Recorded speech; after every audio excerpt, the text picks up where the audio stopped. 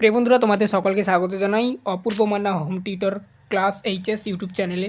আজ আমি তোমাদের সঙ্গে দেখো, আজ প্রথমেই তোমাদের বলে দিই, বাংলা বিষয়ের যে পেজটি রয়েছে এবিটে টেস্ট পেপার, তোমাদের যে এইচএস হবে 2026-এ, ঠিক আছে, সেই 2026-এর এইচএস পরীক্ষাকে লক্ষ্য করে এবিটে টেস্ট পেপার থেকে বাংলা বিষয়ের পেজ নাম্বার 38 নম্বর পেজের যে সমস্ত প্রশ্নগুলো রয়েছে তার সমাধান করে দিচ্ছি। তোমরা এটা দেখে দেখে খাতাতে লিখে নাও, ঠিক আছে। অনাধিক 150 শব্দের যে কোনো একটি প্রশ্নের উত্তর দাও বলা রয়েছে। প্রথমেই দেখো, একের দাগে বলা রয়েছে, যেটা তোমরা তোমাদের বইটি লক্ষ্য করো। আমি কিন্তু এখানে কি করেছি, শুধু প্রশ্নটা জাস্ট তুলে দিয়েছি, তার আগে একটা উদ্ধৃত আছে।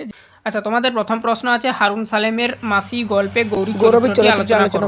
এখানে কিন্তু নির্দেশ দেওয়া রয়েছে কিন্তু 150 শব্দের মধ্যেই লিখতে হবে 5 নাম্বার।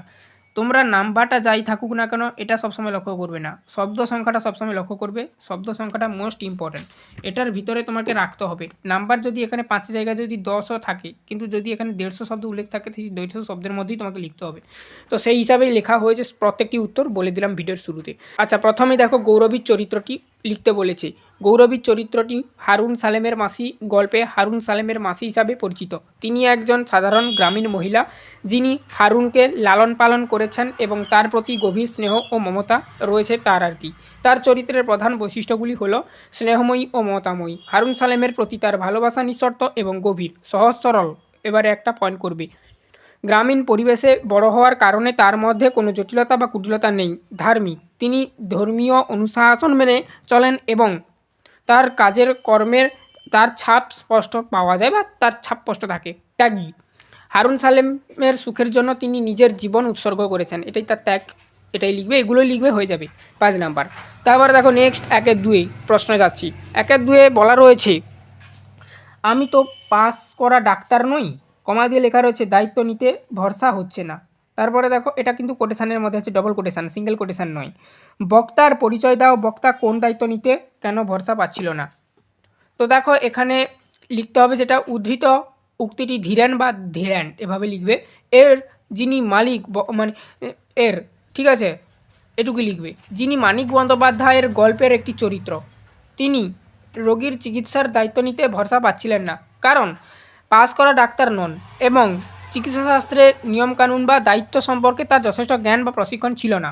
তাই ভুল চিকিৎসার ফলে রোগীর ক্ষতি হতে পারে, এই ভয় তাকে দ্বিধায় ফেলেছিল। বক্তার পরিচয়, ধীরেন হলেন হলুদ পড়া গল্পের একটি চরিত্র, যিনি নিজে পাস করা ডাক্তার না হলেও কিছু চিকিৎসায় জ্ঞান রাখেন বলে মনে করেন। দায়িত্ব নিতে ভরসা না পাওয়ার কারণ অযোগ্যতার ভয়। ধীরেন জানতেন যে তিনি প্রথাগত শিক্ষা সম্পন্ন ডাক্তার নন, মানে যথেষ্ট যে পড়াশোনা করে পরীক্ষা দিয়ে ডাক্তারি পাস করতে হয় সেটা নন, ঠিক আছে। তাই এত বড় একটি দায়িত্ব, বিশেষত একজন গুরুতর অসুস্থ রোগীর চিকিৎসা করার দায়িত্ব তিনি নিতে ভয় পেয়েছিলেন, এটাই লিখবে। ভুল চিকিৎসার আশঙ্কা, কী লিখবে, তার মনে আশঙ্কা ছিল যে তার অপূর্ণ জ্ঞান বা প্রশিক্ষণের অভাবে ভুল চিকিৎসা হতে পারে এবং তার ফলে রোগীর আরও ক্ষতি হতে পারে। দায়িত্বের ভার, একজন মানুষের জীবনে মরণে প্রশ্ন জড়িত, এই দায়িত্বের ভার তিনি নিতে পারছিলেন না তার জন্য, কারণ এর ফলে গুরুতর হতে পারে ফল। এই উক্তিটি ধীরেনের দ্বিধা এবং দায়িত্ববোধের পরিচয় দেয়, যা তাকে পেশাদার চিকিৎসকের মতন সিদ্ধান্ত নিতে বাধা দিচ্ছিল। পরবর্তী যাচ্ছি এবারে বলা রয়েছে, দেখো তোমাদের 2-এর দাগে, অনাধিক সেম জিনিস 150 শব্দে লিখতে বলেছে, অর্থাৎ 150 শব্দে লিখতে বলেছে উত্তর প্রশ্নের। প্রথমের প্রশ্ন দেখো, বলা রয়েছে স্মরণীয় উত্তরাধিকার কোনো গ্লানি নেই ভেবেই। স্মরণীয় উত্তরাধিকার কি, গ্লানি নেই বলার কারণ বিশ্লেষণ করো। এখানে দেখো, এই যে প্রশ্নটা তোমাদের জাস্ট আমি তুলে দিয়েছি, কিন্তু উক্তিটি দিইনি, তোমরা দেখে দেখে লিখে নেবে বা শুনে শুনে লিখে নাও। স্মরণীয় উত্তরাধিকারের কোনো গ্লানি নেই ভেবেই। স্মরণীয় উত্তরাধিকার হলো রবীন্দ্রনাথ ঠাকুরের আফ্রিকা কবিতার বর্ণিত আফ্রিকার প্রাকৃতিক সৌন্দর্য ও মহিলা, যা কৃত্রিমত্তার ছোঁয়া বাঁচিয়ে রেখেছে, মানে কৃত্রিম যে মত্তাটা, সেটা ছোঁয়াটা বাঁচিয়ে রেখেছে মহিলারা। প্রকৃতির অপার দান, যেন বনস্পতি, পাহাড়, নদী এবং বন্যপ্রাণী, যা মানুষকে দূরে সরে রাখিয়ে লোভ থেকে দূরে ছিল, তাই স্মরণীয় উত্তরাধিকার। জানি নেই, বলার কারণ হলো মানুষের তৈরি আধুনিক সভ্যতার দম্ভ ও অহংকার এই প্রাকৃতিক মহিমাকে স্বীকৃতি দিতে চায় না। মানুষ প্রকৃতির এই সরল সৌন্দর্যকে মূল্যহীন মনে করে। এটাই লিখবে। এবারে দেখো দুয়ে যাব। বলা রয়েছে দেখো প্রার্থনা কবিতার নামকরণের সার্থকতা আলোচনা করো। কী লিখতে হবে দেখো, প্রার্থনা কবিতার নামকরণের সার্থকতা মানে সার্থকতাটি সার্থক এভাবেই লিখতে পারো, কিংবা এখানে তোমরা স্ক্রিনে যেটা দেখতে পাচ্ছ যে প্রার্থনা কবিতার নামকরণ সার্থক। তার কারণ কি, মানে কবিতাটি মূলত ঈশ্বর বা সৃষ্টিকর্তার কাছে মানুষের জীবনের বিভিন্ন পরিস্থিতি, সঠিক পথ ও শক্তির প্রার্থনা বিনিময় নিয়ে রচিত। কবিতার প্রতিটি স্তম্ভকে কবি জীবনের সুখ দুঃখ, শান্তি বিপদ এবং ভালো মন্দ সব অবস্থাতেই ঈশ্বরের করুণা ও আশ্রয় কামনা করেছেন। নামকরণটি কবিতার মূল ভাব যা হলো প্রার্থনা বা আরাধনা তাকেই ফুটিয়ে তুলেছে। এবারে দেখো 3-এর দাগে যাব। 3-এর দাগে বলা রয়েছে সেম নির্দেশ যে 150 শব্দ উত্তর দিতে হবে যে কোনো একটা। দেখো 3-এর একে বলা রয়েছে, আচ্ছা দেখো, নানা রঙের দিন নাটকের সূচনায় মঞ্চসজ্জার যে বর্ণনা আছে তা নিজের ভাষায় লেখো। নাটকটির নামকরণ কতখানি সার্থক তা আলোচনা করো। আচ্ছা এই প্রশ্নটা কিন্তু কাটিং প্রশ্ন, 2+3 দেখে রাখো। নানা রঙের দিন নাটকের সূচনায় মঞ্চসজ্জা ছিল একটি ফাঁকা মঞ্চ, যেখানে কেবল একটি চেয়ার এবং একটি টেবিল ছিল, যা একজন অভিনেতার একাকিত্ব ও জীবনের শূন্যতাকে নির্দেশ করে। নাটকটির নামকরণ অত্যন্ত সার্থক, কারণ এটি একজন বৃদ্ধ অভিনেতার জীবনের বিভিন্ন পর্যায়, তার যৌবনের রঙিন দিনগুলি এবং বর্তমানের একাকী ধূসর বাস্তবতাকে তুলে ধরে। জীবন ও শিল্পের নানা দিক রঙের মতন পরিবর্তনশীল, এই ভাবনাটি নামকরণের মাধ্যমে প্রকাশ পেয়েছে। 3-2 যাব। দেখো বলা রয়েছে, যারা বলে নাট্যাভিনয় একটি পবিত্র শিল্প, ঠিক আছে, তারা সব গাধা। ঠিক আছে, তারপরে দেখো নেক্সট বলা রয়েছে যে আরও এর সঙ্গে গাধা দুবার উল্লেখ রয়েছে। বক্তার এই উক্তির কারণ আলোচনা করো। বক্তার এই উক্তির কারণ হলো তিনি মনে করেন নাট্যাভিনয় কোনো পবিত্র বা মহৎ শিল্প নয়, বরং এটি পেটের তাগিদে করা একটি কাজ, যেখানে শিল্পীর কোনো আত্মসম্মান থাকে না। বক্তা অর্থাৎ রজত জীবনের প্রতি বিতৃষ্ণ এবং তার কাছে শিল্প পবিত্রতার ধরন অর্থহীন হয়ে গেছে। তিনি মনে করেন অভিনেতাদের সম্মান নেই, সমাজে তাদের নিচু চোখে দেখে, মানে অভিনেতাদের দেখে আর কি, তাই পবিত্র শিল্পের ধারণাটি তার কাছে হাস্যকর বলে মনে হয়। এবার চলো 4-এর দাগে। অনাধিক 150 শব্দে যে কোনো 2টি প্রশ্নের উত্তর দিতে বলেছে, দেখে নাও। ওখানে নতুন ডাকঘর বসেছে, এই ডাকঘরকে কেন্দ্র করে বালক অমলের আশা আক্ষেপ ও তার পরিণতির বিষয়গুলি লেখো। তো দেখো এখানে কি লিখবে, বালক অমলের কাছে নতুন ডাকঘর ছিল বাইরের জগতের সঙ্গে যোগাযোগের এক মাধ্যম, যা মনে মুক্তির আশা জাগিয়েছিল। ঠিক আছে, তারপর দেখো অমলের আশা ছিল যে কি না ডাকঘরের মাধ্যমে চিঠি পাবে সে, এবং বাইরের পৃথিবী সম্পর্কে সে জানতে পারবে না। তার আক্ষেপ ছিল যে অসুস্থতার কারণে সে বাইরে যেতে পারতো না এবং চিঠিও আসতো না। পরিণতিতে অমলের মৃত্যুর মধ্য দিয়ে তার জাগতিক জীবনের অবসান ঘটে এবং সে এক চিরন্তন মুক্তির জগতে পাড়ি দেয়। তারপর দেখো 4-2 প্রশ্ন। দেখো বলা রয়েছে, তোমার দুটি পায়ে পড়ি, আমি পণ্ডিত হব না, কোন প্রসঙ্গে এই উক্তি? দেখো তার সঙ্গে বক্তা পণ্ডিত হতে চান না কেন? এখানে দেখো উক্তিটা আমি তুলিনি, জাস্ট প্রশ্নটা তুলে দিয়েছি। কী লিখবে, এই উক্তিটি বালক অমল তার গুরুমশাইয়ের কাছে করেছিল যখন গুরুমশাই তাকে পড়াশোনা করিয়ে পণ্ডিত বানাতে চেয়েছিলেন। অমল ছিল প্রকৃতিপ্রেমী ও মুক্ত মনের অধিকারী, সে পুঁথিগত বিদ্যা বা পণ্ডিত হওয়ার শৃঙ্খলে আবদ্ধ হতে চাননি। এই কারণে সে বাইরের জগৎ দেখতে চেয়েছিল, তাই পড়াশোনার চাপে পণ্ডিত হওয়ার প্রস্তাব সে প্রত্যাখ্যান করেছিল। এটাই লিখবে। 4-3 প্রশ্ন তোমাদের জন্য বলা রয়েছে, সে ভারী আশ্চর্য জায়গা, কে কোন জায়গার কথা উল্লেখ করেছেন, সেই জায়গার যে বর্ণনা বক্তা দিয়েছেন তা লেখো। 2+3। ঠিক আছে, প্রশ্নটার মান কাটিং প্রশ্ন। সে ভারী আশ্চর্য জায়গা বলতে বক্তা সম্ভবত অমল এখানে তার ঘরের বাইরের জগৎ বা প্রকৃতির কথা উল্লেখ করা হয়েছে বা করেছেন এখানে। ডাকঘর নাটকের প্রেক্ষাপটে রোগাক্রান্ত অমল ঘরের মধ্যে আবদ্ধ থাকার বাইরের জগৎ তার কাছে এক আশ্চর্য আকর্ষণীয় জায়গা। বক্তা অমল আর কি, সেই জায়গা যে বর্ণনা দিয়েছেন তা হলো সেখানে খোলা মাঠ রয়েছে, যেখানে রাখাল গরু পাল চড়ায়, নানান ধরনের গাছপালা আছে এবং দূর থেকে নানান ধরনের মানুষ যাতায়াত করে। সেই জায়গাটি তার কাছে বৈচিত্র্যময় এবং মুক্ত জীবনের প্রতীক বলে মনে হয়েছিল। এবারে আসছি চারের প্রশ্ন, ডাকঘর নাটকের সুধা চরিত্রটি বিশ্লেষণ করো। সুধা চরিত্র নাটক অমলের প্রতি স্নেহ, মমতা এবং আশার প্রতীক হিসাবে চিত্রিত হয়েছে, মানে সুধা যে চরিত্রটা। এবারে দেখো বর্ণনাটা কি বলা রয়েছে। সুধা অর্থাৎ ফুলওয়ালি মেয়ে অমলের কাছে প্রতিদিন ফুল বিক্রি করতে আসে এবং তার সাথে বন্ধুত্ব গড়ে তোলে। সে অমলের একাকিত্ব দূর করে এবং তার জীবনে আনন্দ নিয়ে আসে।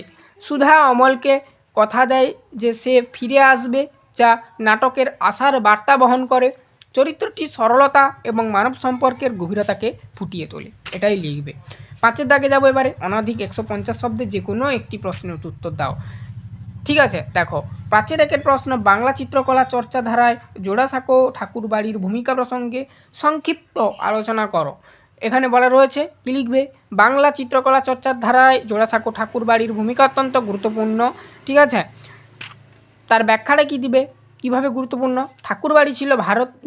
ঠাকুরবাড়ি ছিল জাতীয় আধুনিক শিল্পকলার একটি প্রধান কেন্দ্র, প্রথম নম্বর। দ্বিতীয় নম্বর, অবনীন্দ্রনাথ ঠাকুর বেঙ্গল স্কুল অফ আর্ট এর প্রতিষ্ঠা করেন, যা পাশ্চাত্য রীতির পরিবর্তে ভারতীয় ঐতিহ্যবাহী চিত্রকলার বা শিল্পকলার পুনর্জীবনে জোর দেয়। এই ধারা বহু বিখ্যাত শিল্পীকে অনুপ্রাণিত করেছিল এবং ভারতীয় শিল্পকে নিজস্ব পরিচয়ে প্রতিষ্ঠিত করতে আখ্যা দিয়েছিল।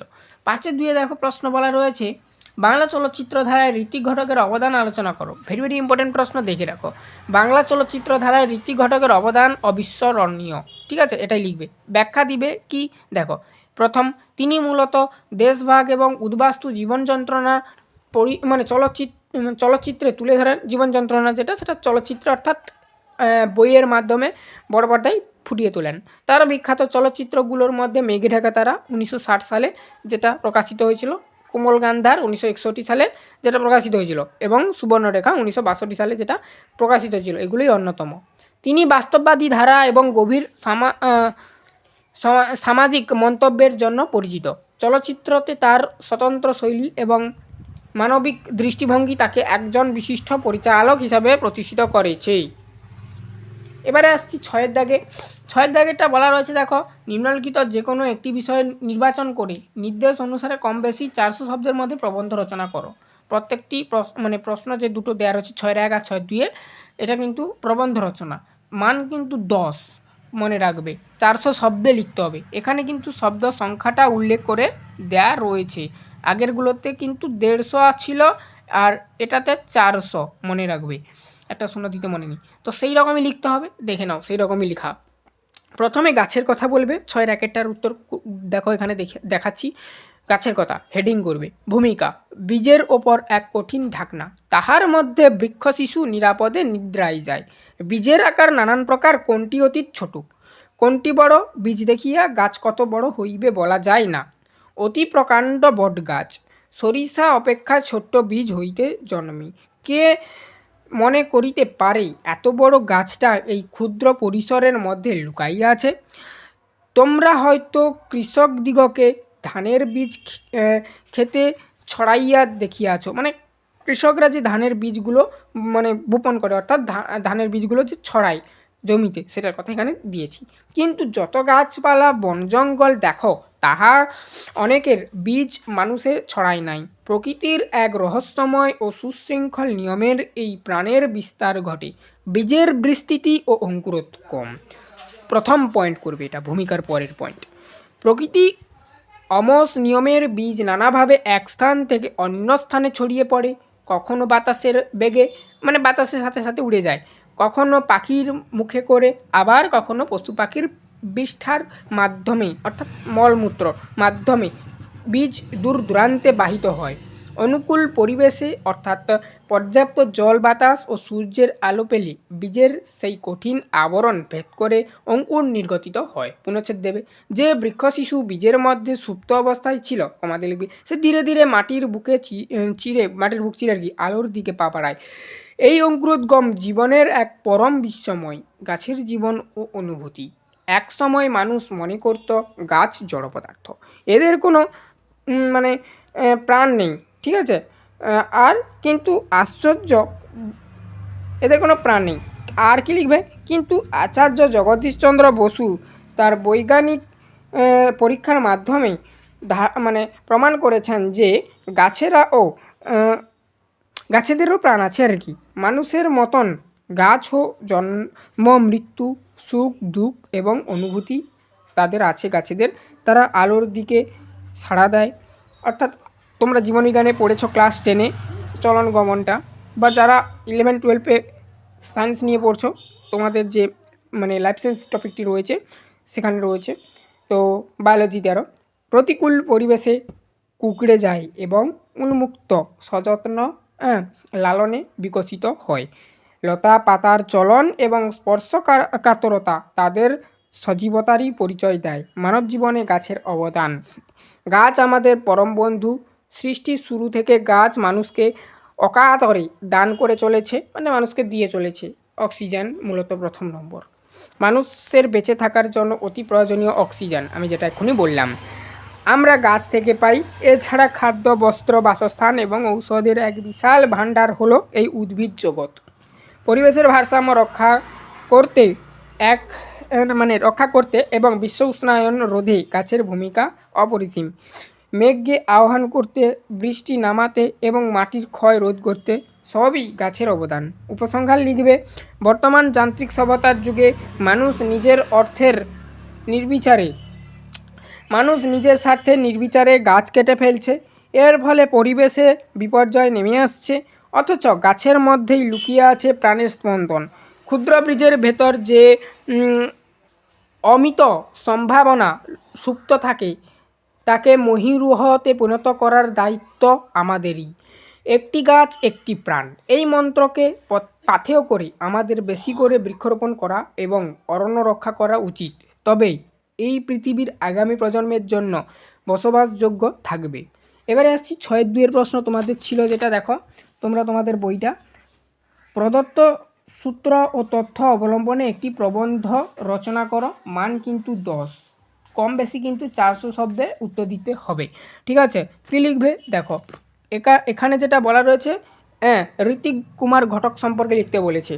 কী লিখবে দেখো, কিংবদন্তি চিত্রকার ঋত্বিক কুমার ঘটক, এটা লিখবে। ভূমিকা, বাংলা চলচ্চিত্র ইতিহাসের যে কজন মানুষ প্রথাগত ধারার বাইরে গিয়ে নিজস্ব এক ভাবনা তৈরি করেছিলেন তাদের মধ্যে ঋত্বিক কুমার ঘটক অন্যতম। তিনি কেবলমাত্র একজন চলচ্চিত্র পরিচালক ছিলেন না, ছিলেন একাধারে লেখক, নাট্যকার এবং তাত্ত্বিক।